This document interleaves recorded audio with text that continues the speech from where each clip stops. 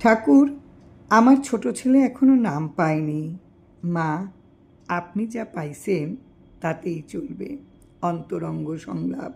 সত্যি প্রাণের ঠাকুরের এক অপূর্ব ভাব আর সীমাহীন উদারতা। মা যা পাইছেন তাতে সন্তানেরও চলবে, এটা কি সহজ কথা? শাস্ত্রে বলে, নাস্তি মাতৃসম গুরু।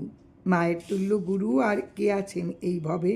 যে মাতৃগর্ভে এ দেহ পূর্ণাঙ্গ রূপ পায়, যে মা অতি কষ্টে প্রসব করেন, লালন পালন করেন, যার স্নেহ অতুলনীয়, যিনি নিজের প্রাণের বিনিময়েও সন্তানকে রক্ষা করেন, সে মা নিজের যে নামের আশ্রয়ে আছেন, আপন সন্তানকে সে নামাশ্রিত করলে দোষ কিসের?